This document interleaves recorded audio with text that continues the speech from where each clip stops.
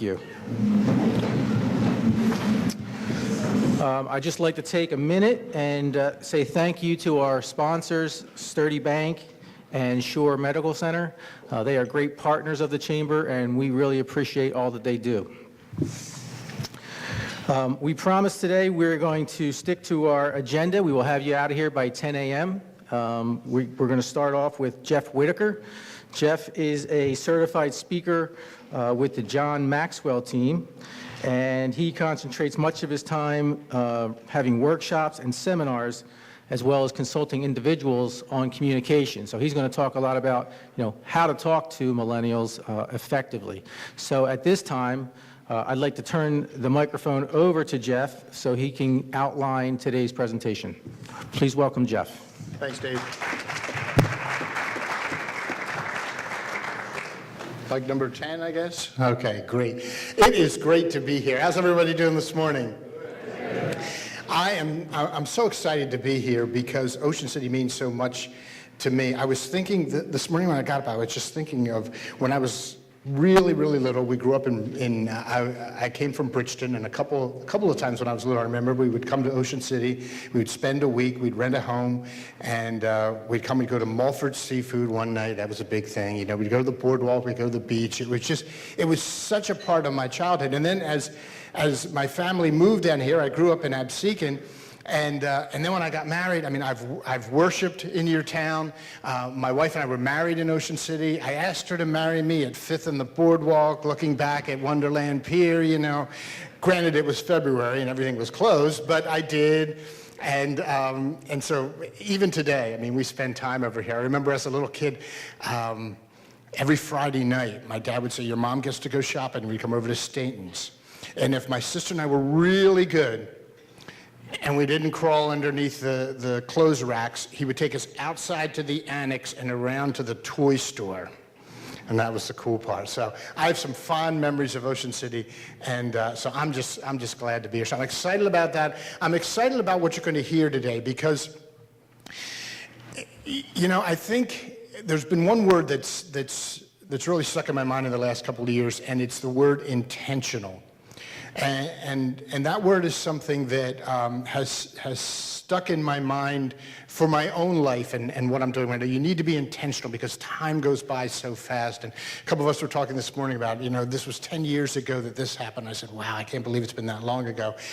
Time just flies right on by. And if you're not intentional about things, life can just slip right past you. And I want you to know that what your chamber has done this morning is be very intentional. For me, it's gone back to part of the fall with beginning with emails and some phone calls. And I'm sure for them, it's gone back even further than that. But then we've had a couple of meetings where we've gotten together and we've met for well over an hour and sometimes 2 hours sitting down just discussing what is it we want to do with this morning in particular. Forget about from here on out, just this morning. What do we want to do for the chamber members? What kind of value can be offered to them to help them in the future? So it's just not a meeting. It's a time where you can have a launching pad for the future. So your chamber has put a lot into what we're doing this morning and what presenting. And so I'm just hoping that you'll come with an open mind, that you'll come saying, yes, you know what, I'm going to lean in, I'm going to listen, I want to hear what they have to say, and let's move together and see greater days for Ocean City and for all of the businesses here. Our first speaker this morning is someone who I've had interaction with because I've worked with Ocean City Home Bank in the past and done some seminar work with them and just being in contact with her from my days in media and she is someone who really understands marketing. And Tricia Siliberto is now with Ocean First Bank and she just brings a lot of knowledge and research because as a banking institution, they have to be on the cutting edge, especially now more than ever. And so she's going to share with us today some statistics, some figures, but take them beyond statistics and apply them to the individuals that she's going to talk about. She's going to tell you about the real life people that the banking industry is dealing with, but that all of you are dealing with today. The future of those who are involved in entertainment, in vacationing, in the things that really impact your business. So let's give a round of applause this morning for Tricia Siliberto.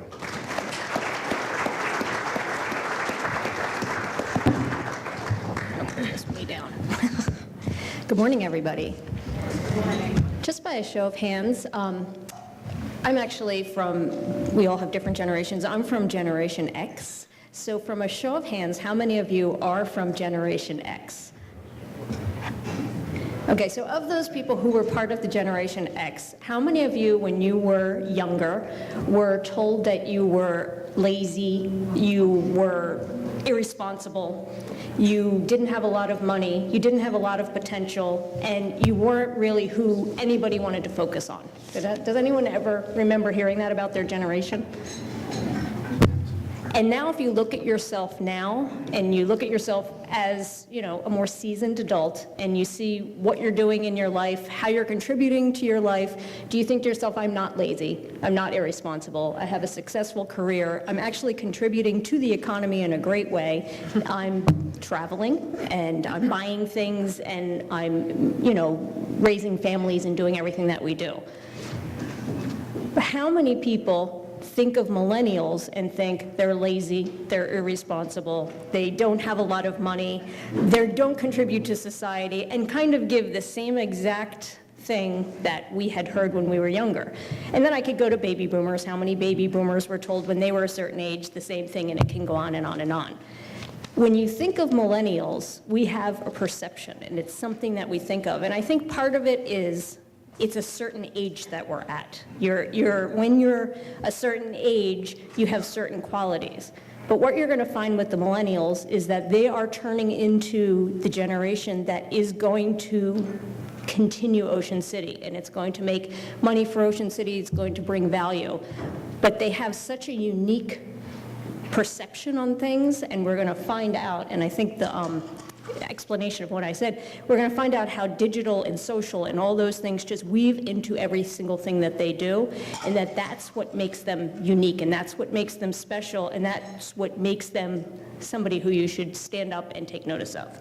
So we're going to start with who they are, and I'm going to make this a little interactive.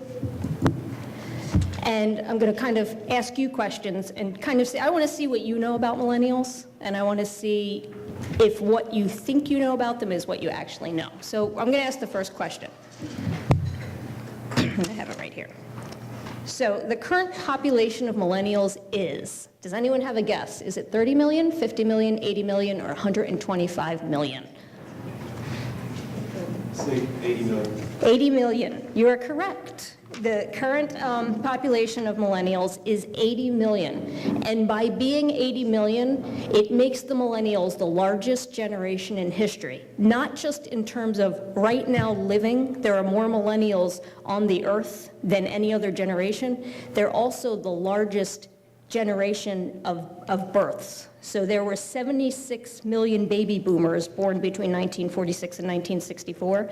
There's actually 80 million millennials. So their strength and the sheer magnitude of the number of them is a force to be reckoned with. And you're going to find that they actually know that. They know everything. This is a question that people have been trying to decide what's the age of a millennial. And just from a show of hands, how many people think that millennials are 16 years old? 18 years old? 20 years old? Okay, so how many people would put the average born between 1981 and 1996, 1989, 2004, 1994, 2008, 2000? How many people, give me an age range? A. So we're going to go with A. The actual answer is A. Born between 1981 and 1996.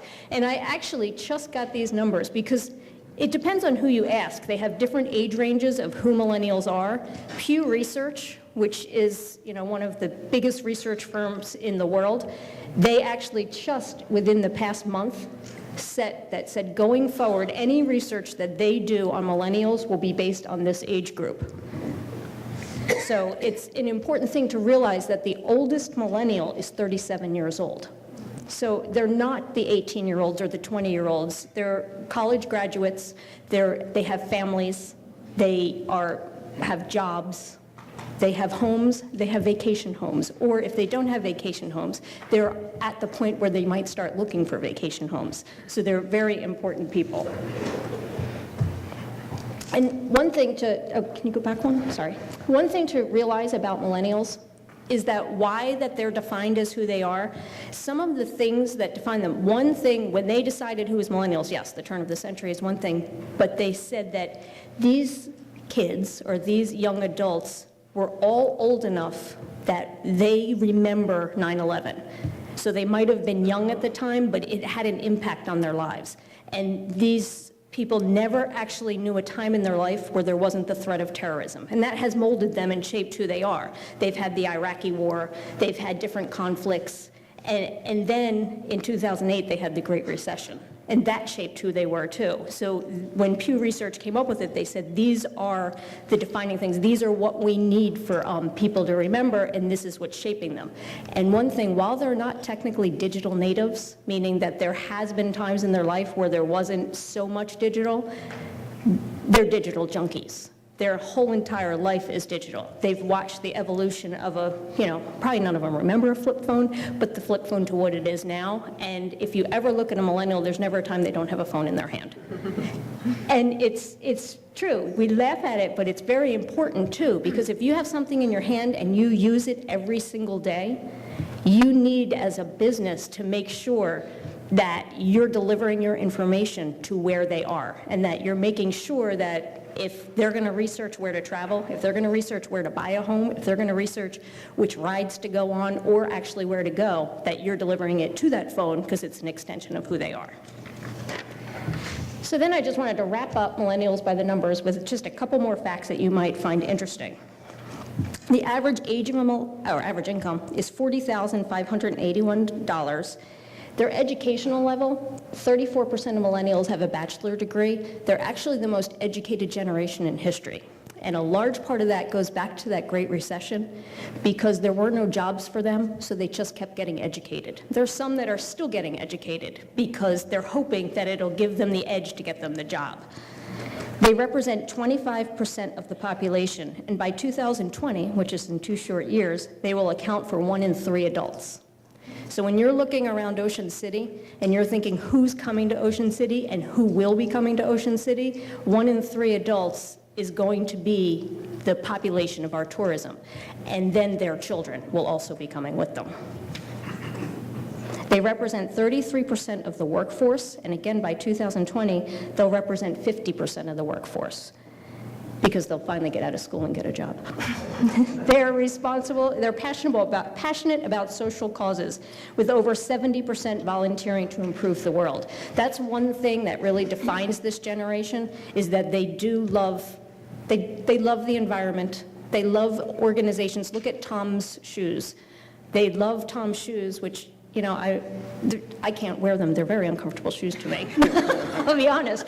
But anyone I know who's a millennial has 2, 3, 4, 5 pairs. And why do they have them? Because they say every time I buy a pair of shoes, they give a pair of shoes to someone in need, which is very important. And nothing against Tom's shoes. I have bad feet. And then millennials are set to inherit, and this is very important for us to remember, they're set to inherit an estimated $30 trillion in wealth from their baby boomer parents. So in addition to all of the money that they're starting to make with their jobs, and they're very well educated, so they're quickly moving up in their careers and taking these management and leadership positions, they have this in the back of their head, they know this wealth that is coming. Because the baby boomers was the second largest generation, and they're sending it all out to their children. So now that we have kind of an insight onto who the millennials are kind of by the numbers, let's kind of look at what interests them. And we're going to go back to some more quiz questions because I like them.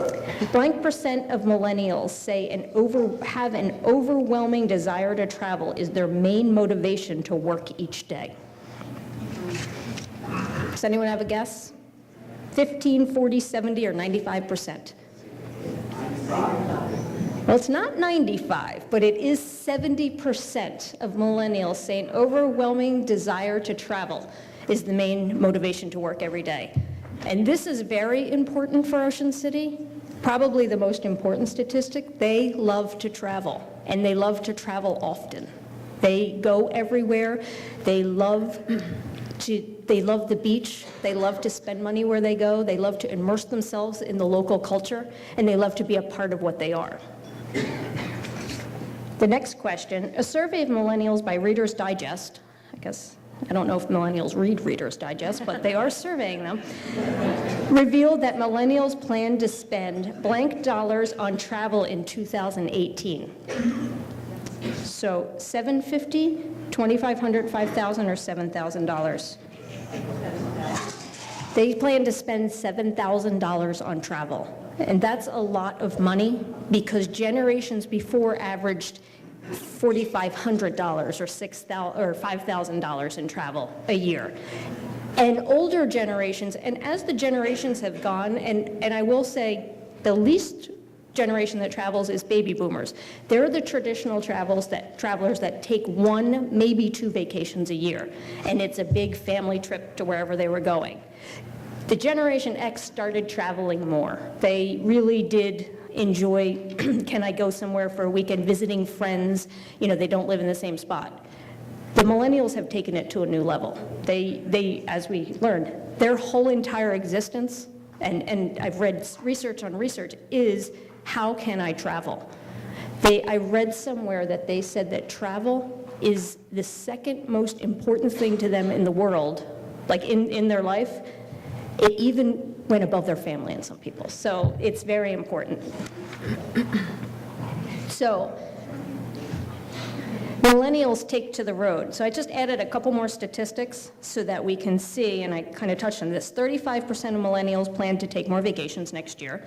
So in 2016, millennials averaged 4.2 U.S. vacations per year. And I thought it was important to put in U.S. vacation because the reality is millennials do love to go overseas.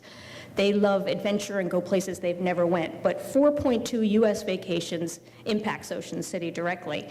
And the next statistic really does is nearly half of millennials' vacations are weekend trips. And we have to understand that a millennial weekend isn't the traditional Saturday or Sunday always. Sometimes it's Tuesday and Wednesday. Sometimes they run someplace just for the day to go to the beach. Wherever they can escape reality and escape their life, they do it. And if they live in Philadelphia and Ocean City is an hour away, they're going to make that trip to sit on the beach for an hour and get pizza and play miniature golf. It's just the way that their lifestyles are. They aren't sedentary people. 76% of millennials say that a friend or family recommendation is a main factor when choosing where to travel. 42% are influenced by photos shared on social media. And that right there, I think, is, in a nutshell, why millennials travel as much as they do. Every day, about 1,000 times a day when they check their phone and they look at social media, they see what their friends are doing. And some of them have thousands of friends. They went to college with them, they went to high school with them, they met them, at the supermarket and became their friend. And they see what they're doing and they want to do. And it's almost keeping up with. My best friend went to Europe 4 times last year. Well, I need to go somewhere now. Or, someone I know's family has a house in Ocean City, and they're there every weekend. I want to be there every weekend. I don't have a house in Ocean City to go to. Let me figure out how I'm going to get there. Let me go to Airbnb. Let me go on Expedia and see if I can get a quick deal. Let me call a realtor and say, can I rent someplace that hasn't gone rented? Because I want to be able to post it on social media and let everyone see how wonderful of a time. Which is great for Ocean City because Ocean City is a fantastic town. Maybe I'm biased, but it's beautiful. It's won so many awards. It has beautiful beaches. It has a great boardwalk. And every single day, those millennials, and I'm going to tell you, not just millennials, Gen X, I said I was a member of them, I post things all the time too, are posting beautiful pictures of Ocean City. I'm in your restaurant eating a meal, and I'm posting a picture of what my plate looks like. I'm at a store shopping, I try on an outfit, I do a selfie with my friend, I post it, and I tag that I was at this store, I was at this restaurant, I was at this amusement park, I was at this miniature golf. So every day, it's just building, and we keep advertising Ocean City, and the millennials keep saying, I need to get there, because just a recommendation. I may never say, oh gee, I love Ocean City. but I have 14 pictures of Ocean City. It looks beautiful. It makes me want to go. So it's very important to see how digital is taking over and how it's like defining travel and defining how much travel. Millennials prefer unique hotels with friendly lobbies where they can meet new people and work at the same time. Millennials like to work too, because if they can get a job, they like to keep a job. And in today's society, again, let's take the phone. You're checking Facebook, you're checking Twitter, they're checking Instagram, they're checking their email, their personal email, their work email, everything, and it just keeps them going all the time, and they want to stay connected. But I think it's interesting that a lot of the statistics show Airbnb, vacation rental by owner. They still like some traditional ways to stay. They like renting a house with a group of friends or renting a house with their family. They like staying in a hotel like we're in the Flanders, so I'll say the Flanders, that is unique and it's charming and it's a little bit nostalgic and it has free Wi-Fi. I hope so. But if not, they should. A recent study by Airbnb found that U.S. millennials value travel more than buying a home. Because I guess, why do you need a home when you're traveling all the time? So it's just a couple of interesting things that they rely on. They rely on recommendations too. How many people have heard of Yelp or TripAdvisor? They are social apps or social websites where people go, they eat at a restaurant, and after they finish at the restaurant, they rate it. And they feel it's their job to rate it. So they rate it, and then again, that social network goes and goes and goes and acts as a travel agent or acts as a recommendation. So then let's look how they plan their trips. I have a couple more questions. Research indicates that blank percent of millennials book travel only through mobile. And when I say only through mobile, I mean that all of their travel recommendations, from booking an airline if they're flying somewhere, a rental car if they need one, their hotel or their vacation rental through a realtor, is done through mobile. What percent do you think? 17, 38, 66, or 92? 66. Yes, 66%. So keep in mind when I say only through mobile, that doesn't include online. So they're just using it on their mobile phone. And I guess I'm showing my age here because I don't book travel on my mobile phone.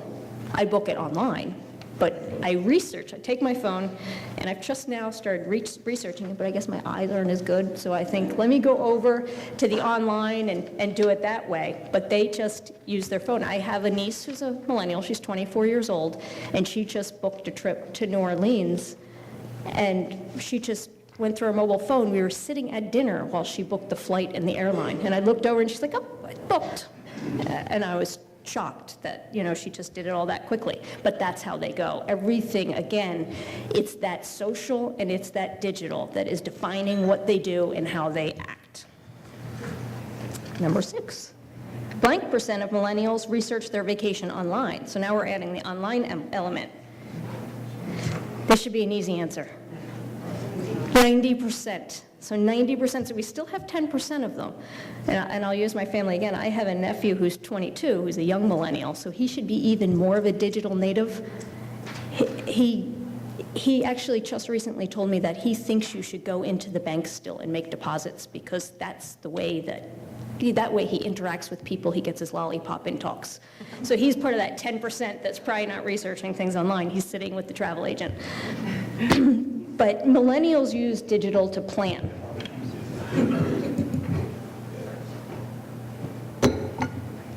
Mobile sites are very, very important. As you can see, 87% of millennials use Facebook for travel destination inspiration. More than 50% use Twitter or Pinterest. And that's what I was talking about earlier, is that social network and those recommendations. And I think a lot of the inspiration does come from, what are you doing? Where are you? And if you're somewhere, I should be somewhere too. Over 70% make their own travel reservations. 80, and of that 30%, some of them have their parents making the reservations for them. So 82% rely on online travel recommendations in making final decisions. And this one I thought was very interesting. 82% or 86% are disappointed by a bad mobile experience regardless of the actual experience. And what that means is that 86% of millennials, if the mobile app isn't a great mobile app and it wasn't responsive to their phone, which means that it conformed to the size of their phone, if it wasn't something that showed pictures and wowed them and was easily functional to use, they determined the business based on just their app. So the actual experience wasn't as important to them as the mobile experience. And it just shows how important digital is, and how their social networks and how their apps and how they're online and how their phones are really becoming a part of them, an extension of who they are. While hard to quantify, many experts, and I saw this a lot of different places and had different examples, claim that millennials may be one of the most nostalgic generations ever. This claim is so important that now advertisers are using nostalgia, and we have to keep in mind that nostalgia, they'll go back. It may not go back as far back as we think it does. But they like to remember when they were young. What did I do when I was young? What experiences did I have? Because they're an experienced generation. They love to experience new things, but they also love to experience what they did. Where did I go with my grandmother? And what stories did I hear from my grandparents or my friends' parents that I just thought were so important, and that resonates with them. And I don't know if it's the way that they marry their social interactions, or just look at Throwback Thursday. I mean, for a long time, online, on Facebook, and on mobile, everybody had Throwback Thursday, and they would find a picture of themselves when they were 5, or they'd find a picture of their grandparent at a certain age, and they'd post it. Again, they're posting it so everyone can see, and they're getting likes and comments about, was that the water park in 1982, or was that, we could remember Booker's restaurant, or, a seafood place, and they're remembering the things that were here. Millennials seek adventure, but not necessarily thrill seekers. So for them, an adventure could be right in their backyard. For them, an adventure could be going paddleboarding out on the ocean. An adventure could be, getting a jet ski and going up over towards Strathmere into Corson's Inlet. So adventure to them is just something different. It's not sitting at a desk. It's where can I go to be outdoors? Riding a bike, I find it an adventure, riding bikes over the new bridge because some of those hills. So it's those different things. It doesn't have to be bungee jumping in Australia. So then once they come to Ocean City, we're going to just assume that all the 4.2 vacations a year of the millennials will be to Ocean City this year. So that'll be our goal. So once they're here, how do they relax? An important part of the millennial vacation is sharing it socially, and I think I've made this point. Blank percent use social media while on vacation, and blank percent will share vacation posts at least once a day. What did you say? See? The answer is D. So 97% use social media while on vacation. Again, that's 3%. I'd actually like to study that 3% and who they are, because I'm curious about them. And then 75% will share vacation posts at least once a day. So again, I've said this several times, but we can't, it's so important to remember how important it is to make sure they get that wonderful experience. How important it is that when they're on the boardwalk taking selfies and taking pictures of the Ferris wheel and taking pictures of the music pier, that they are representing Ocean City, and they are our best advertisement that we have.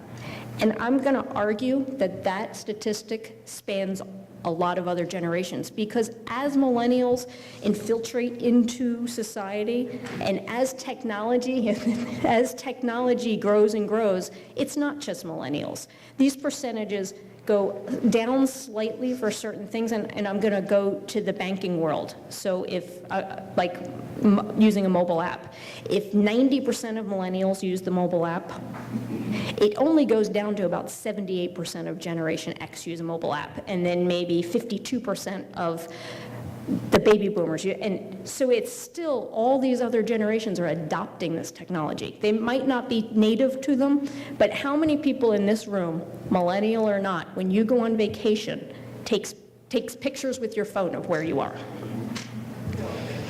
How many people of you, when you're on vacation, share those pictures through social media while you're on vacation? How many people wait till you get home to share the pictures? So the point is well overpriced. 75% of us raised our hand at some aspect of that. So the importance of social media and the importance of having your brand and having your business represented through these social areas and letting the chamber use their mobile app to do it, it's invaluable, because it's not just the 80 million millennials, it's the baby boomers, it's the Gen X, it's everybody who's going now to that phone or going to online to decide where they want to be and what they want to do in life. More than blank percent of millennials state they never take a full day off from work, even when on vacation. I hope the answer's not 86, right? The answer is actually 33% of millennials never take a vacation. And one important thing to note, and this goes into having Wi-Fi, and I think it goes into why they can take more vacations and why we can hope that they can spend a lot more time in Ocean City than maybe older generations who worked Monday through Friday, had a certain number of weeks off. So a lot of them work from home. A lot of them work for themselves or their family members, and they have very flexible schedules. So if you can work from home, you can work from the beach. If you can work from home, you can work from, the restaurant on Asbury Avenue, the hotel lobby where you are, the rental that you've rented for the week, and it doesn't make a difference. So maybe for a couple of hours during the day, they're not out shopping or not out doing this, but the rest of the time they are. So they have the time, and as they're working, they have the means.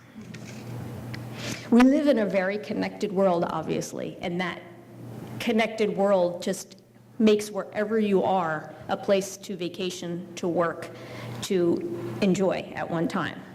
So here's a couple more statistics. Again, Reader's Digest and AARP. It shows how important millennials are. If Reader's Digest and AARP have thought this was a survey just on generations, and then at the end, AARP, which deals with, I think it's 50-year-olds and over.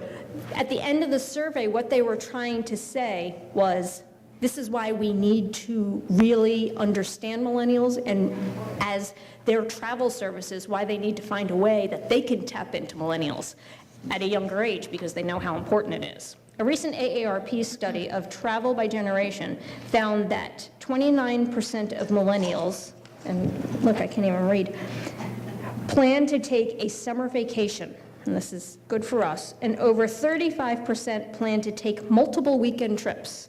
So they're going to take their summer vacation and then also add in multiple trips. 55% of millennials feel it is their responsibility to post reviews for benefit of fellow travelers. Again, that's Yelp and that's TripAdvisor, and that's any place that they can post pictures, because sometimes they post pictures. And social media is a wonderful thing, and social media is a scary thing, because yes, I think in Ocean City, everybody will post pictures about how wonderful it is. But you have seen examples where people have posted pictures just to point out how bad it is and how bad their experience it is. And they feel it's their responsibility, because if they go to another town and that town doesn't fulfill their needs, they're going to let the world know, don't go there. And I'll use, don't go to San Diego, California, because San Diego, California had this, that, and the other thing. Go to Ocean City because Ocean City had this, that, and the other thing. A survey by Top Deck Travel revealed that 67% of millennials believe that eating local foods makes them more excited to travel to a destination. 25% stated that they are most excited to shop. So that's really good for Ocean City because we have so many local foods. They love to go and immerse themselves in culture. That's what they do. They love to eat the locals' food. They love to shop. And when they shop local, they like the local wear. They may not necessarily, and I'm going to be honest, they may not necessarily like to get something with a big Ocean City on it. But they like to go into the local stores and do normal shopping too. So when they're down here, there's clothing stores on Asbury Avenue. They're going to go and find some unique clothes that they can buy and add to their wardrobe. If there's pottery at a store, they're going to go and they'll buy pottery and jewelry. When they eat, they want to eat at all the wonderful restaurants we have, and they want a mixture of the pizza and the popcorn and the ice cream, but they also want to add in, some good restaurants where they can eat dinner, eat lunch, and feel like they're part of the town. 62% of millennials travel as a way to enjoy nature, and there's no better place to enjoy nature than at the beach.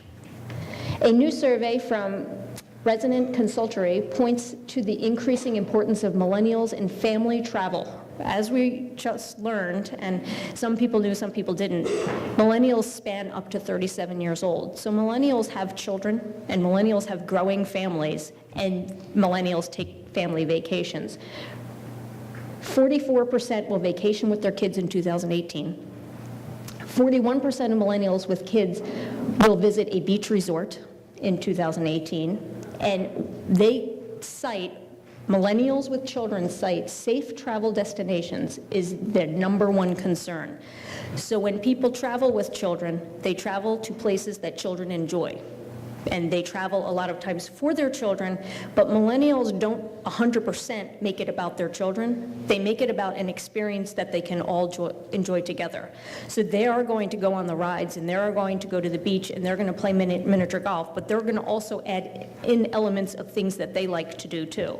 They're going to go boating, or they're going to go jet skiing, and they're going to do everything to make sure that the entire family has a wonderful experience, but they want it to be safe. They want to know that they can go on the boardwalk, and if they happen to be up there at 11 o'clock at night, 11:30 at night, that they can safely stroll it. They want to know that if they have some teenage kids or early teenage, 12-year-olds or something, that if they want ice cream, they can go down, and they're renting a place on Asbury Avenue, they can go down to the ice cream place by themselves and then come back. So it's a wonderful statistics for Ocean City because we offer so much, and we offer that safe vacation destination. But once they're here, we know how they relax. Finally, let's kind of look at, well, not finally, how do they shop? Because millennials love to shop, Gen X loves to shop, baby boomers love to shop. We all love to shop, at least I do. So question 9, US millennials represent over blank $billion in buying power. Does anyone know how much? This isn't what they're inheriting from their baby boomers. This is what they personally have. Maybe some of them have gotten something. The answer is $200 billion. So they currently have $200 billion in buying power. And an important thing, they like to shop local, eat local, spend local, enjoy local. Local is where they are at that time. Payment apps are rapidly growing. Does anyone know what a payment app is? Millennials are blank times more likely than older generations to use Apple Pay, and blank times more likely to use Venmo. I guess the first question that I should ask is, does everyone know what Apple Pay is? Or Android Pay, which actually is going to be renamed Google Pay, and Samsung Pay. Does everyone know what Venmo is? Yes. In case someone doesn't, Venmo is a payment-to-payment app.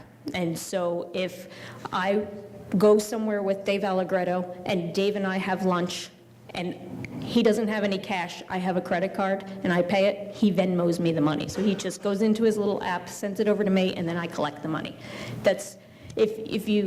Venmo is very, very popular. It's the millennials' probably number one form of payment, is they pay everybody through Venmo, and if you don't take Venmo, like as personal-to-person payment, they don't understand. So it's just something, and does everyone know what Square is?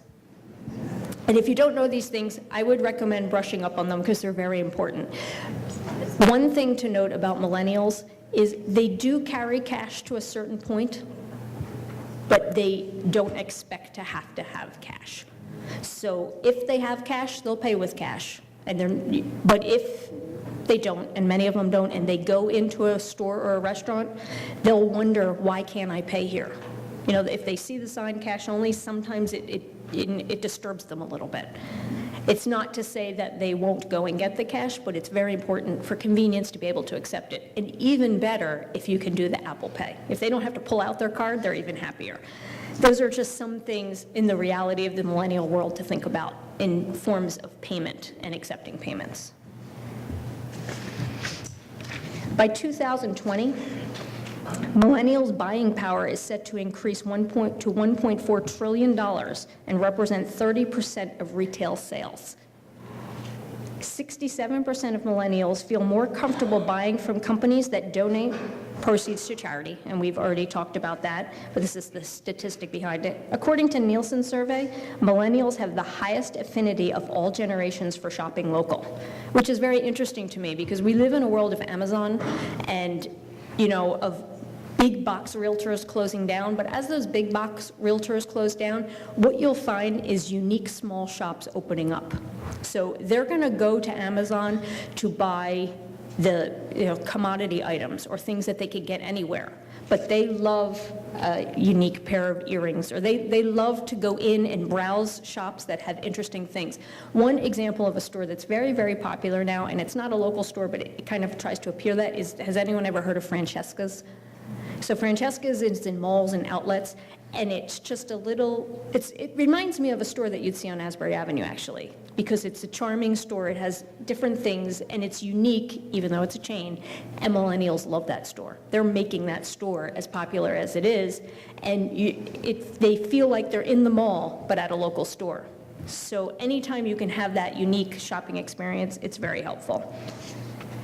About 45% of millennials have made a mobile payment. Business Insider expects usage of the payment to grow over the next 4 years. It's very important. Mobile payment is very important. Being able to shop and use credit cards and now use mobile is probably one of the #1 most important things, is to represent again, it's that extension of your hand. It's that I have my mobile phone and I want to do everything on that phone. Digital spans generations. 36% of all generations state they buy online from a store if it's far away from home. So all generations say, if I love a store in Ocean City and it's closed and it's December, I'll shop online.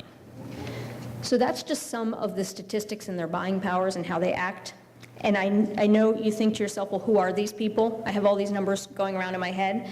So I kind of put together 4 different personas, necessarily, 4 different to say, who are these people, and try to bring them to life. And I'm going to quickly go through them because I know you have so many statistics in your head, but the first one is, I call him Nostalgic Nick. Nostalgic Nick is 36 years old. He's married, he has 2 kids, and he's a computer analyst. And if you look at some of the characteristics of Nick, these were all based on actual millennials that I've known in the area. Nick grew up visiting his parents every summer in Ocean City. He rode his first roller coaster on the Ocean City Boardwalk. He has a list of favorites. Whenever he goes, he needs to get pizza, ice cream. He has a favorite breakfast spot. He brings his family to Ocean City every summer to recreate his childhood memories. He works from home, and while at the shore, needs Wi-Fi at his rental to check in with work each day. His wife loves showing their children Ocean City and continually posts vacation pics on social media for friends and family. His vacation revolves around his family, and it's very, very important to him. So he's that person, that millennial that has the children, that's shopping, and that's coming down and trying to create. He would look like a traditional Ocean City visitor that has been coming here for generations and generations, but add the mobile aspect to it and make that important to him. The next one is beach-loving Lauren. She's 32 years old, she's divorced, she has 1 child, and she's a nurse. Lauren's parents live in Ocean City, and her child stays with them in the summer when daycare is closed. To stay in touch with her child while she's home at work, she has convinced her parents to use digital and social, which is very important to show that spanning of the generations, that now her mother and her father are posting pictures online of their daughter at the beach and this, just so their daughter can see it. Lauren's mother now has a Facebook page and has even learned to post pics. Lauren spends her days off from work with her parents and child relaxing on the beach. She's always on the go, and when she comes to Ocean City, she doesn't want to cook dinner. She wants to go out to dinner, and she wants to shop and do the things that she loves. So while Lauren isn't a potential to rent Maybe one day she'll move down here and she'll need to buy a house.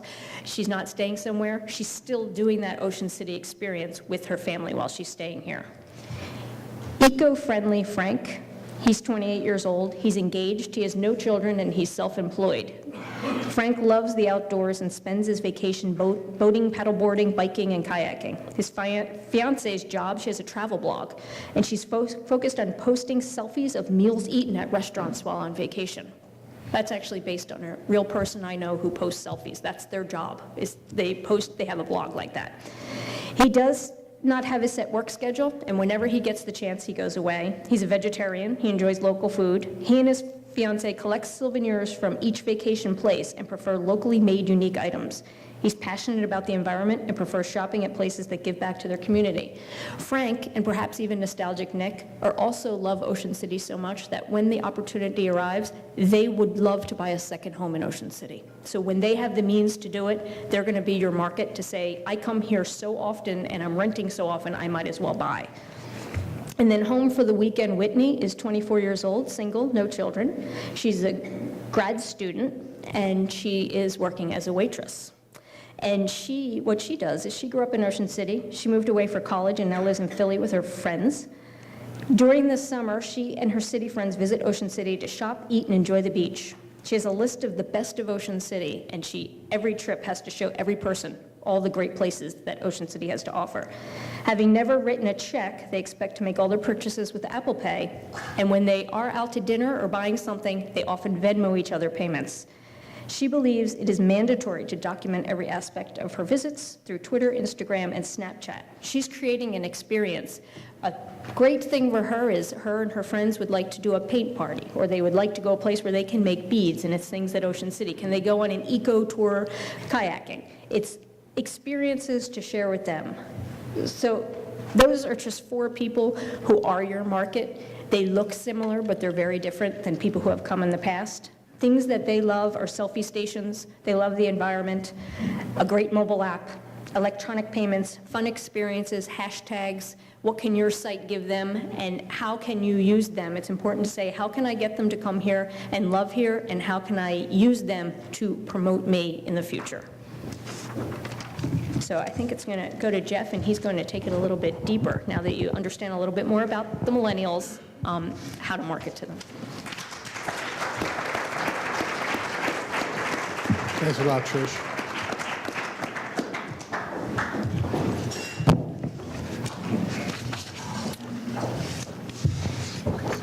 Have you learned a few things today? Learned a little bit more maybe than what you knew before, or just were reminded of some things? I just want to take a few minutes now. I'm not going to talk long. I just want to talk to you a little bit about where you go from here and what you do now, and how you take all this and apply it. Because I'm convinced of this. You can stand still. You can rest on your laurels. You can sit back and say, this is the way we've always done business, and that's okay. And you can say, you know what, for generations we've made it well this way. We've survived, and we're going to be okay. Or you can push yourself a little bit to move into the future and move forward. You see, I think there's no such thing as standing still. I think you're either moving forward or you're sliding backwards. And I'm speaking to myself when I say this, because every day I push myself. Every day I want to learn more. When I get up in the morning, I have 2 goals. My 2 goals are, I want to know something different tonight when I go to bed than I knew when I woke up this morning. And then, who can I add value to today? Who can I help today? Who can I provide something to, or reach out to them, and who can I impact today and add value to their life that I wasn't able to add value to their life yesterday? So there are 2 goals that I have every day. And so I've learned a lot today about millennials. I've learned a lot about the future, and I only hope that in the next couple of minutes that maybe I can add a little bit of value to you. I want to talk to you about our story. I want to talk to you about your story. And you say, well, Jeff, you don't know my story. How can you say you want to talk about my story? You don't know anything about my story. You don't know how I got to where I got to. You don't know anything about my business. You don't know anything about what I face every day. So how can you talk about my story? Because I want to take your story and then make it collectively our story as a community. No, I don't know how you got into your business. It could be you inherited from the family. Could be that maybe you married into the family. Maybe you just stumbled into the job that you're in or the business that you're in.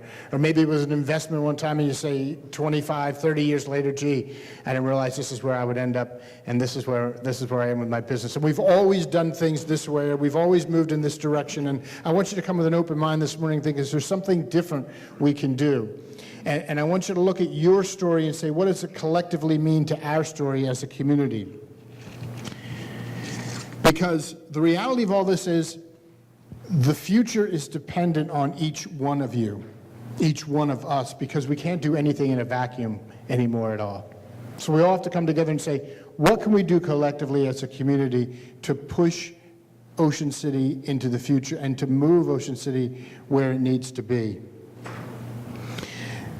I think of a quote by Ben Franklin, and in fact I said to Kim this morning, she said, well, you have to share this with me. I said, when I stood up here at first like this, I thought I was with Ben Franklin because I kind of thought this was like the congressional delegation. This reminds me of Independence Hall, like the delegate from Delaware, please stand.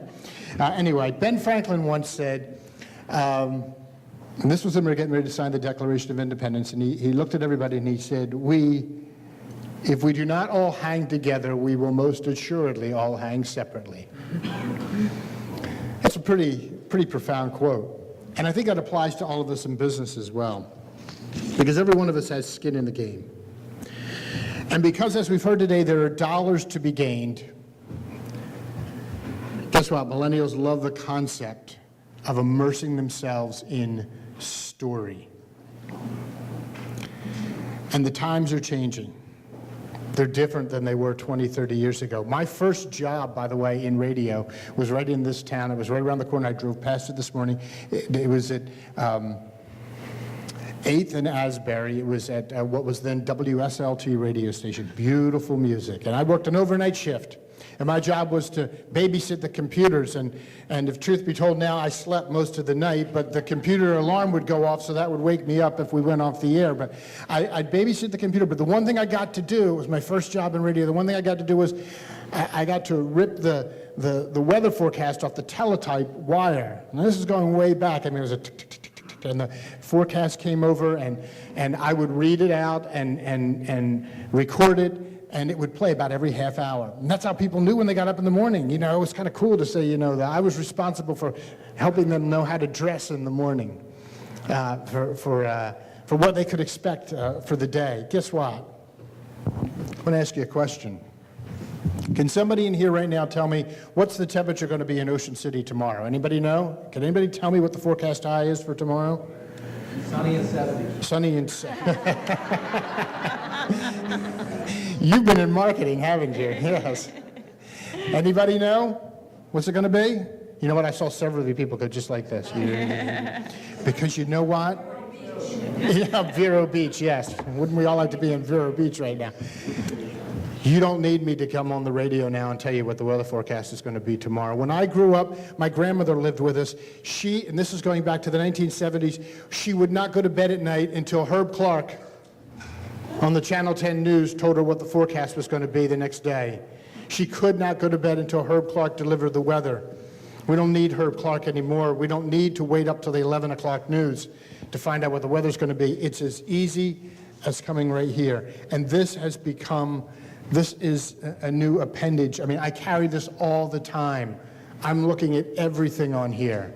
If the truth be told, my wife and I, we have to go pick up my daughter from, she's coming home for spring break from college, and we're going to go spend one night up in Lancaster. Guess how we booked our hotel? I didn't phone the hotel. In fact, I didn't even shop around by calling different hotels. What I did was I went to booking.com, I went to Trivago, and I looked and I found the best rate, and I shopped, and we've been doing this for 4 or 5 days, and then all of a sudden we found, and I booked it. And not only that, as soon as I booked it, I got an email, and the email told me exactly when I could check in. In fact, it said I could check in early if I wanted to, if I click this button. All the information was right here. And we need to be taking advantage of this, because that is, and I am a baby boomer, and I use that all the time. We have to be making use of the technology that's around us. So you've heard the statistics, you've heard the trends. Nearly all millennials are selecting their vacation destinations and itineraries somehow online. So what do? You say, well, I may not be prepared. I don't know what I'm going to do. You know, for some of you, this may be easy. For some of you, it may be a learning curve and difficult. But my mentor, John Maxwell, says this. He says that everything worthwhile in life is uphill. And it's easy for us to coast. It's easy for us to just go along to get along. It's easier that way. It's less risky. It's always more comfortable to coast. But don't miss this. Everything worthwhile in life is uphill. And what we need to do as businesses, you say, what's this mean? What's this have to do with story? And what's this have to do with where you're going? Where I'm going is this. We need to, as businesses, in light of what we've heard from what Tricia has said, we need to find ways to connect with the vacationer who's out there. It's not enough just to provide the nice hotel. It's not enough just to provide something on the boardwalk where they, you know, we're one of 1,000 stores, or we're on Asbury Avenue and we give them the option of coming in. We have to entice them to come in, and we do that through our own individual story that we tell, through the experience that we offer. And through that, we need to connect. Because if we don't connect when we communicate, if you don't connect with your intended audience, you're going to die, literally. Maybe not today, maybe not tomorrow, but mark my word, I don't even know your business, but you will die. You say, how do you know that, Jeff? Because take a look at this. They have much more money than we do. Can we start clicking the button one at a time? Watch this. Blockbuster, 1985 to 2010. Kodak, a fraction of what they used to be. Remember Woolworth? No longer. Circuit City, there's word they may be coming back. And how about Tower Records? No music, no life. I say, how about no company? 2004, they're gone. Toys R Us. When you fail to innovate or pay attention to where the market is going, when you fail to connect with your customers' wants and needs, you die. You will never passively find what you do not purposefully pursue. You will never passively find what you do not purposefully pursue. You have got to pursue the future. Take Blockbuster, for instance. You know, Blockbuster was actually approached by the founders of Netflix and said, let's come together, let's do something together. Maybe we can come together. Who's alive today? Netflix, bigger than ever. Blockbuster is gone. It was funny. Think of Kodak. I was going through some drawers at home about 6 months ago, and I came across a little roll of film.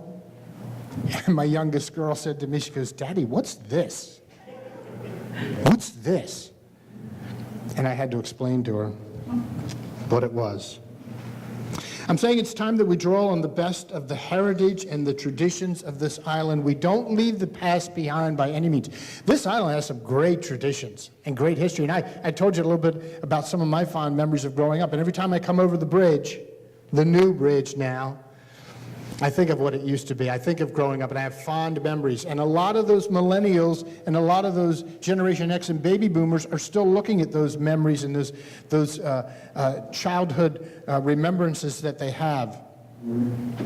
But By the same token, we need to look to the future and combine the two, meld the two together, the past, the present, then into the future, and then say, what's ahead for us? It's all, for today's vacationer, it's all about the experience. And experiences are made up of stories. And the stories are told through Facebook, through Instagram. Now, my kids through Snapchat. My kids Snapchat all the time. Everything is Snapchat.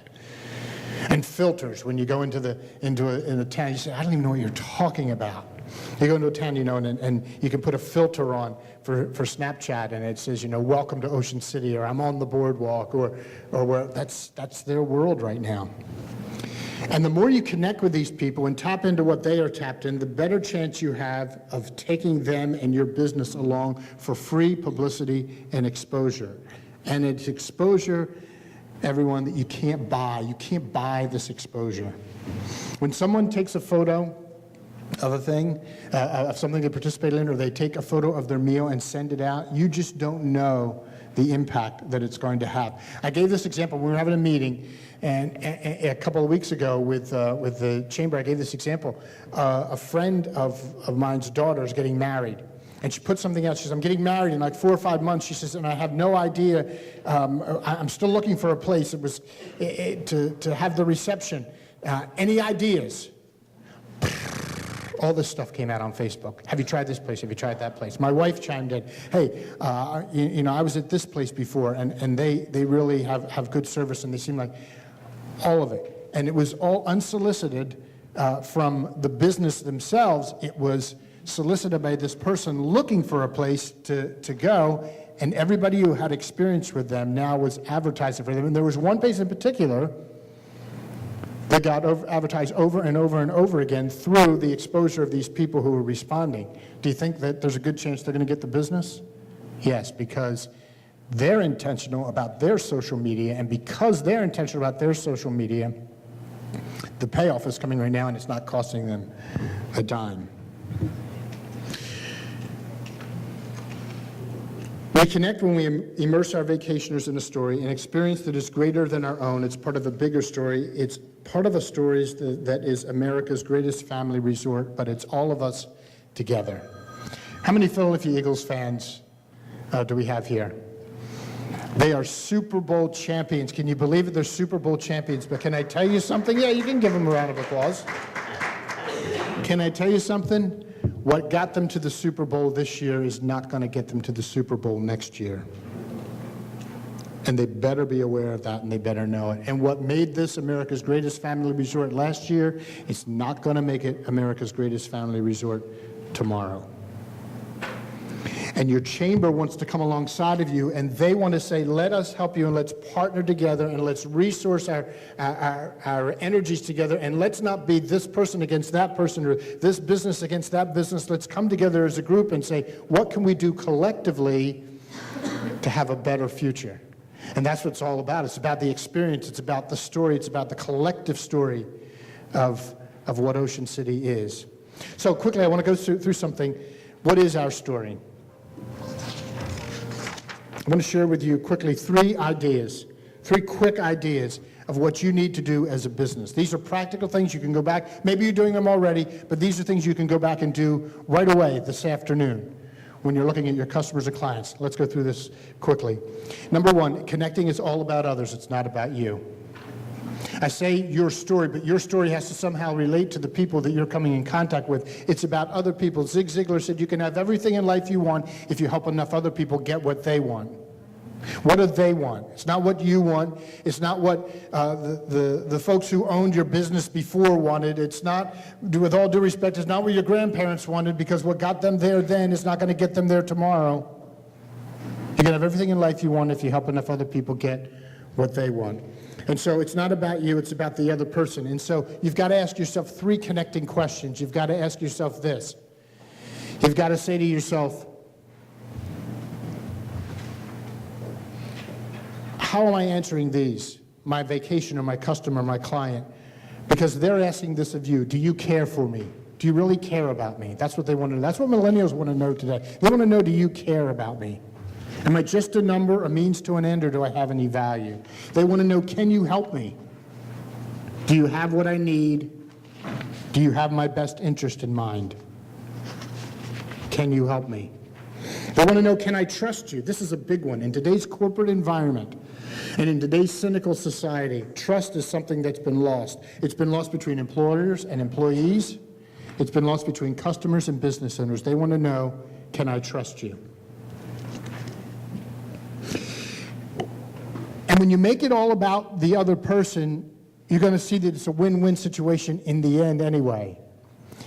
I have a coaching client that I coach with from New York. I Skype with him every week, and I have a plan that I write out. I'm helping him with public speaking. He's in graduate school, and I have a plan. And sometimes we'll get about 10 minutes into the conversation. He'll say, "Hey, Jeff, I have a question for you."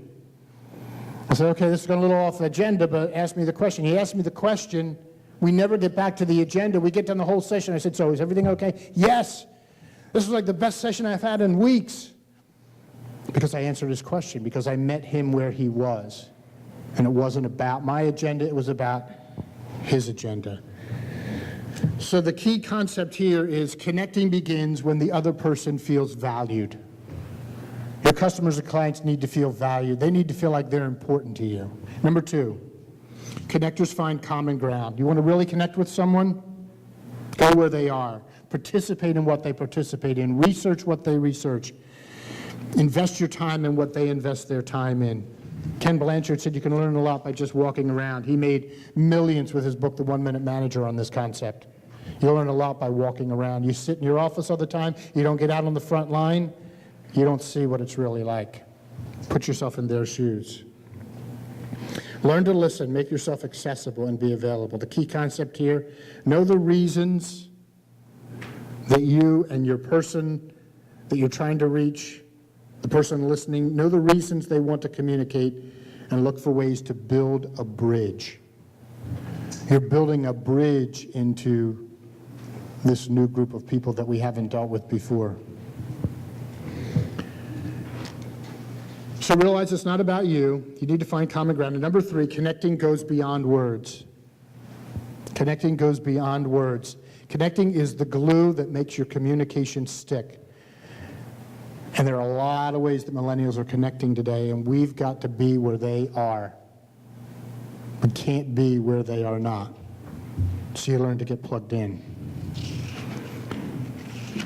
Think of it this way. When someone enters your business, when someone interacts with your people on the phone, what are they getting back on the other end? What are they receiving? You know, Tricia mentioned the whole thing about cash. I got to tell you, I have to tell you this, and I'm a baby boomer, but I don't have $1 in my pocket right now. I really don't. Part of it's because life is so expensive and I have a family, and that's why. But that's a whole other story.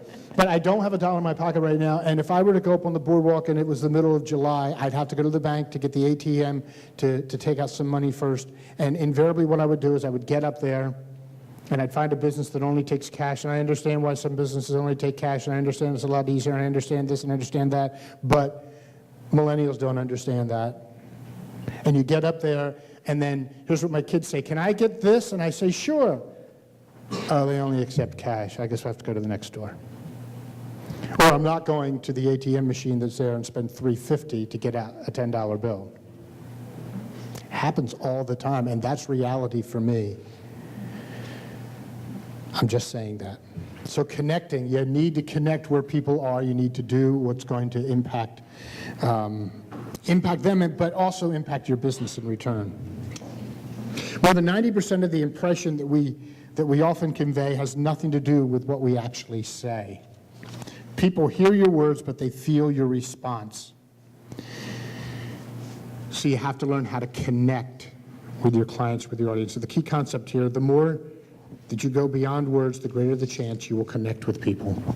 So I leave you with these 3 questions to ask yourself today. You can write these questions down and ask yourself these questions, because they'll serve you well as you head into the big season coming up. What can I do to increase my value of others?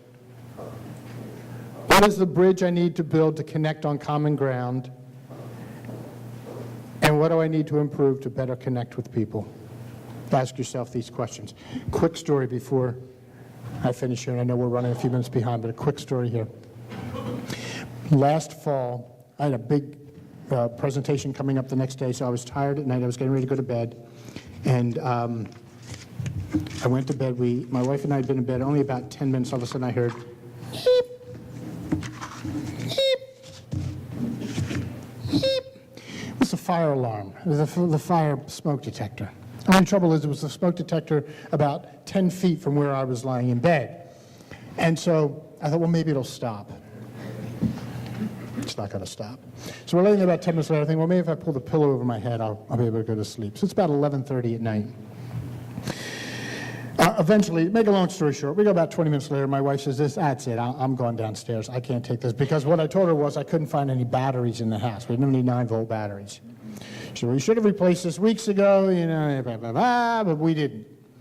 So I said, okay, so she's going downstairs to sleep. So I said, well, I'm just going to try to tough it out. So I sat up there for about another 10, 15 minutes. I said, that's it, I've had it. I'm coming downstairs. So I went downstairs. So she's on the couch, I'm on the chair. Now it's about 12 o'clock. Beep, beep, I can still hear it from right upstairs. I thought, I've got to get to sleep. I have got to get to sleep. And then I had this thought, okay, I can do one of two things. I can tough it out and sit here and hope eventually I will just be so exhausted I'll fall asleep. Or I can run to CVS in the middle of the night and I can get a battery. The things that she needed. I came back, put the battery in, stopped. Here's my point. From the time that thing first went off, I knew what I had to do in order to fix the problem. I just thought maybe I would ignore it and it would go away, or I would get so used to it that it just wouldn't bother me after a while. A lot of us know what we have to do. It's not easy. And it requires inconvenience and getting up in the middle of the night and running to CVS and inconveniencing yourself. And maybe it requires a little bit of work, and maybe it's uphill. But it's worth it in the end because it's going to be important to where you want to go in the future. So that's what I want to share with you today. Kenneth Wisniewski is a serial web entrepreneur, currently on his third successful startup. He's going to help us today. He's going to tell us how you can take this information from a technical standpoint, a digital standpoint, and practically apply it to your business. So I'm excited to hear what he has to say. He's going to share that with us right now. Kenneth?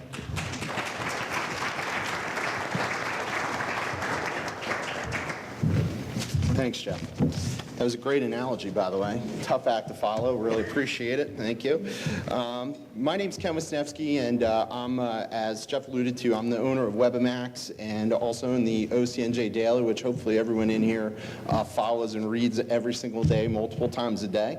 I guess maybe I was invited here today because through all my businesses, I actually employ probably well over 100 people that fit the millennial outline that Tricia talked about today, as they're all in that age group. So I could share a litany of stories about millennials and some of the things. And certainly I do know that they enjoy taking vacations because vacation time is extremely valued by all of them. And they don't like to wear ties. This is the first time I've had to wear a tie in about 3 years, and I actually forgot how to tie it. So good thing Google helped me out with that. So utilized my own medicine a little bit today. But while so much of the discussion today has been around embracing the millennials and looking at kind of what they're doing, the reality of it is that all age groups are really embracing technology that much more. If we look at kind of just the utilizations of smartphones, more than 50% of consumers over 65 years old now have smartphones, which is up from just 10% in 2013. The biggest area of growth on social media is people over 65. So while we spend a lot of time in today really focused in on millennials, the reality of it is embracing technology is a big piece around what really needs to be done because everybody's on their phones, everybody's utilizing technology, and while the millennials might be more ingrained with that, it's become much more of a part of business and much more what people really need to be able to look at and deal with. When we look at millennials and we look at kind of what consumers want in general, they're looking for convenience, they're looking for flexibility, and they're looking for very much immediacy. All of those things really relate to the fact that more and more, because people are so connected all the time, people value their time that much more. When they have time, they want to be able to get something quickly, use something quickly. They want to be able to spend time that they do have off actually enjoying that time off.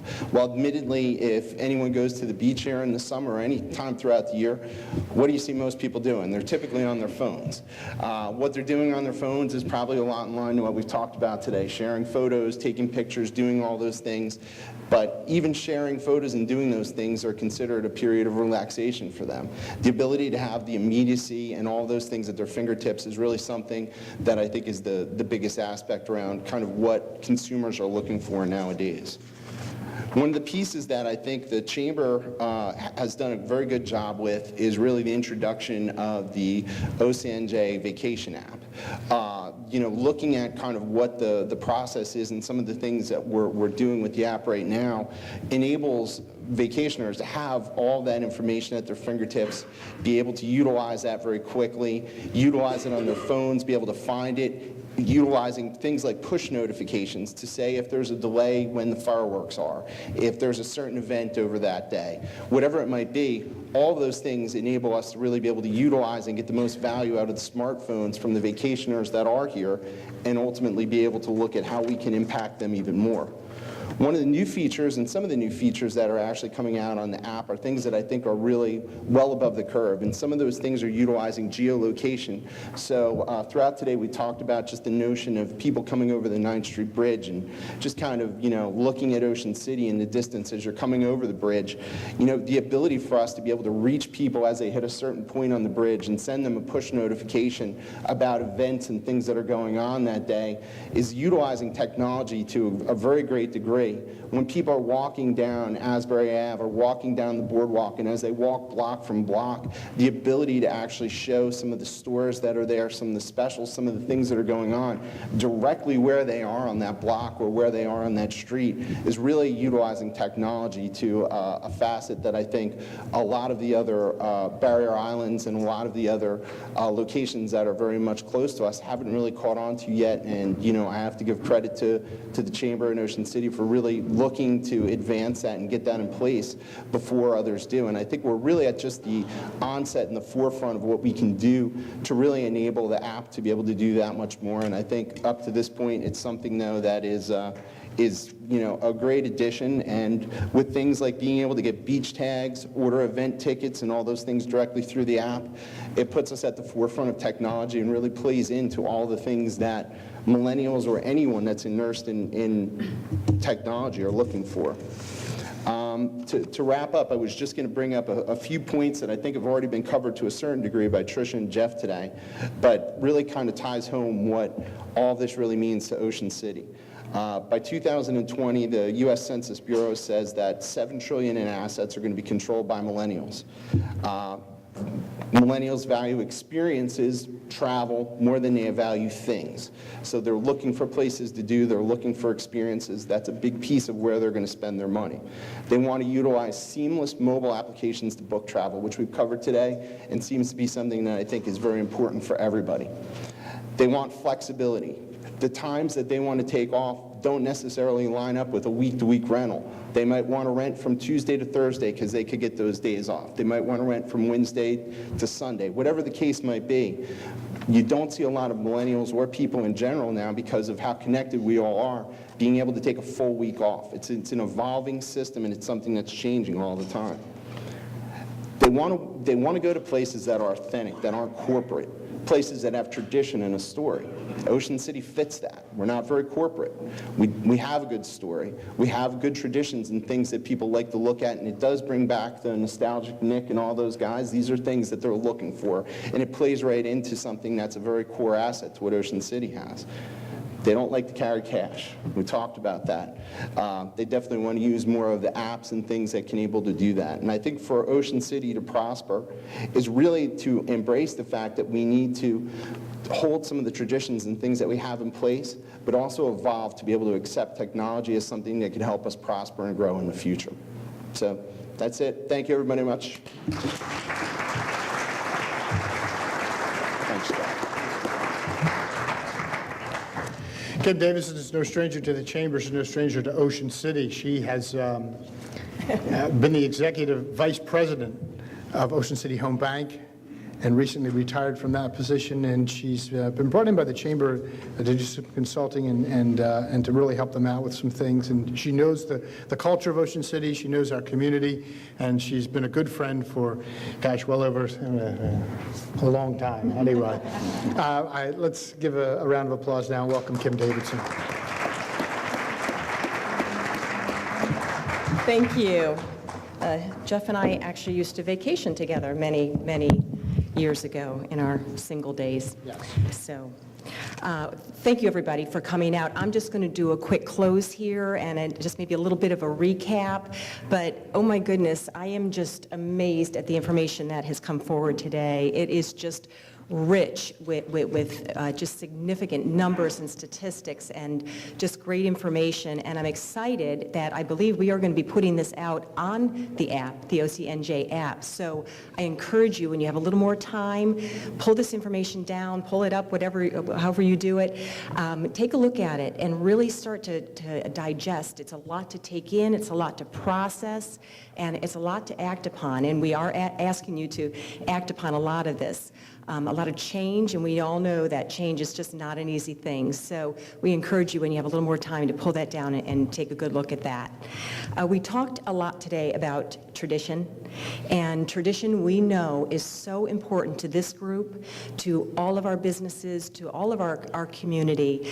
And we know that every generation loves and covets tradition. What I loved hearing today was that our millennials desire tradition just as much as every other generation, and that's what we're looking to bring forward. We thought we'd do something just a little fun today. We had a tradition here at the Chamber for many years, and Jeff, I have to give him thanks for this because he is the king of quotes. We've gotten some wonderful quotes from him. But in years past, many of you probably remember, we used to have an economic forecast. Every January, we would have Steve Brady from Ocean City Home Bank would come out, and he would speak to us each year. And does anybody remember how we started that session? $100 question. Well, Jane, it was a $100 question. It actually started out as a $25 quote, and who can guess that quote? But that was 25 years ago. It increased over the years. By the time that ended, which I think was about 24 or 25 years, that got up to a $200 pot. We're not going to start quite that rich today, though. But thank you to the Chamber. We have, I'm losing my phone here. We have a crisp $100 bill for the person who answers the quote. So I'm going to read it, and then I'm going to read it again. Oh, first of all, I have to tell on myself. So I just took a couple notes for a quick closing, and I wrote them down, and I realized I am probably dating myself a bit. Not only did I write them down on paper, I wrote them with pencil on a yellow legal pad. I don't even think they make these anymore. I really don't. And I did not take this from the bank when I left there. I just want to make sure we're clear on that as well. So here's our quote, and we're going to see who can guess this. When opportunity comes, it's too late to prepare.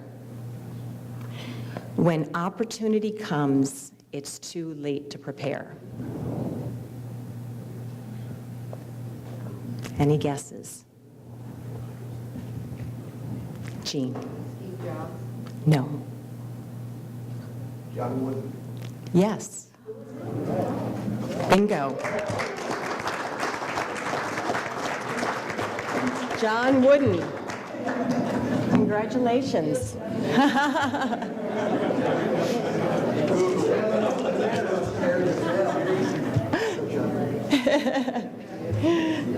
Nice work. Wonderful. Thank you, Bill.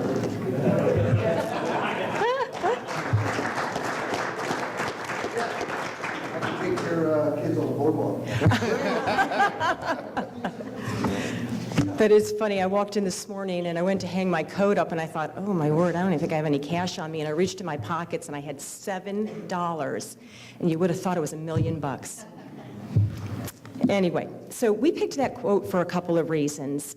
First of all, Jeff had mentioned it. We were sitting in a planning session on this event, and Jeff had given that quote several weeks back. And when he said it, I thought, oh my goodness, that is so powerful.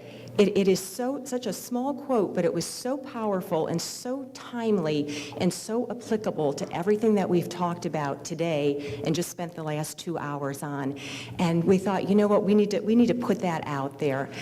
The other thing I loved about that is that this is exactly what the Chamber is looking to do right now. We're looking to work with our community, work with our businesses, make some changes, help you with making some changes, which is very, very difficult, not an easy thing to do. We realized that if we don't plan, if we don't start working on this, we're not going to be ready. As John Wooden said, we will not be prepared. And we've got this huge up-and-coming generation right in front of us. Tricia gave some amazing statistics. Again, I encourage you to go back and to look at that. But as the Chamber, one of our biggest goals is to help you and your business continue to grow, continue to succeed, and have you tell us what you need help with. We want to be able to offer you every tool that we can, every resource that we can to make that happen, and we're asking you to help us with that. In your brochures, you're going to see there was a questionnaire. There were 2 questions on there. So at the end of the session, we just ask that you take a minute and answer that for us. First question, what was your takeaway? We really want to know that. Of today, all the information you heard, what was your biggest takeaway from the day? And the second question is, I am interested in more information on. How many people have that ring on their phone? I know I do. Are you in the store and your phone rings and everyone goes for their phone? I am interested in more information on. This list is not limited. These were some requests that we received. These were some recommendations. These are some ideas. We ask that you take a look at it. You put your own thoughts down. Different suggestions. Do you need a website design? Do you need some help with that? Do you need some help with enhancing your business model? Ooh, maybe I don't have a business model. I need a business plan altogether. We are working hard to put some programs together, to design them and customize them around you and what your needs are. And so we're asking you to answer these questions for us so we can do just that. We're looking to do it in different ways. Today was a method of delivery that we thought worked well. We've got a nice sized group here. This is not going to work for everybody. We're excited. We're going to partner with the library. The library is rich with materials, information. We're excited to do some work with them and to bring some of these sessions forward. Webinars, we're looking to possibly do a webinar. You know, everybody's so busy, it's not easy to come out. For those of you who are seasonal, you're going to be in the height of your season, you can't even breathe. So if we can sit there and put this into a webinar format and offer that to you, you can be on your couch at 2 o'clock in the morning after you've shut your business down and in your jammies and pulling this information down. So all different delivery channels we're going to work on, but again, it's going to be based around you and what your needs are and what you're looking for, and that's what we as the Chamber are looking to assist with. So just a couple things I want to finish with. First of all, I want to leave you with what my takeaway was. And it's probably more of a summary and more of a recap of the session today, but there were so many pieces of information and so much good information. I couldn't just pick one. So this is my takeaway from today. First and foremost, there are 80 million millennials. 80 million. And someone said the other day, oh, there's so much talk about these millennials. And I thought, I don't know about that. Is there so much talk about these millennials? Or is there so much talk because there are so many millennials? And I think it's more the latter on that. There are so many. We are not disregarding any other generation. They are critical. They're important to our business. But the millennials are big. They're a huge group, 80 million. They are the largest American population. They represent 25% of us. By the year 2020, 50% of our workforce, all your employees, 50% will be comprised of millennials. That is significant. And I thought, wow, in 2020, hey, guess what? We're in 2018. We're finishing the first quarter of 2018. We are less than 2 years away. It is upon us, and we need to act on it. 70% of these 80 million millennials have an overwhelming desire to travel. Hey, does anybody know a great travel destination? Here we are. I can't think of a better place. I love that, 70%. 66% travel only through mobile. Wow, that's pretty powerful. We need to really think about this. 90% research their vacation online. Again, you've heard this, you've been given examples, just incredible statistics. 42% are influenced by photos on social media. Everywhere. Here I am. This is what I'm doing. This is where I'm at. This is what I'm eating, where I'm staying. Every single thing. That is your story. As Jeff said, that's your story. That's where you want to be. You want to be the story behind that photo. You want your business behind there. You want your establishment. You want your food, everything that you do. Every person in this room, you want to be the story behind that because 42% are looking at that. That's 34 million people. 34 million are making decisions because of what they're looking at. That's significant. Lastly, 41% of millennials with kids, 41% of millennials with kids will visit a beach resort this year. Here's a quote. Safe travel destinations are these parents' #1 concern. Wow. Wow. All I can think about is Ocean City. We are America's greatest family resort. I can't think of a safer, better place for these millennials with kids wanting to come out and make this their experience, their new story, and come visit us here. So I say let's give them a place, let's give them a destination, let's give them our story, and let's get them out here. Here's the other thing. Does anybody remember how much these millennials are inheriting? We don't know where it's coming from. It's beyond us why they think that these baby boomers have, although I say that, the cover of Philadelphia magazine, what happened to Generation X? The boomers got all the money, the millennials get all the attention. So we are right on, we were spot on with our topic today, but does anybody remember how much they're inheriting? $30 trillion.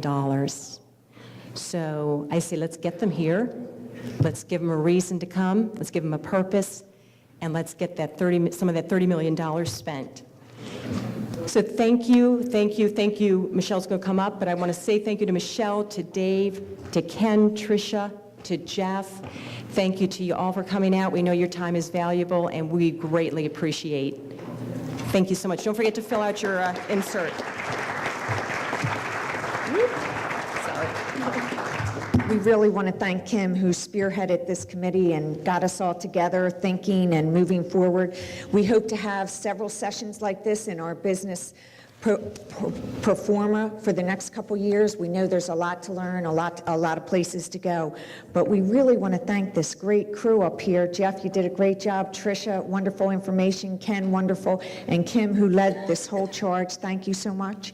A couple things that we want to remind you. Next week's a mixer at Great Bay on March 22nd, and Lynn Cates has been chosen to receive our recipient for Salute to Working Women. She's a wonderful person. She has a store on Asbury Avenue, a mother, a wife, a cancer survivor, a good person, and we can't wait to honor her. So thank you so much for coming out. Lots of information. We're going to have this on YouTube, online. We're going to send you what happened here today, and we can't thank you enough. The millenniums are the future, but it's all depending on you. Thank you very much.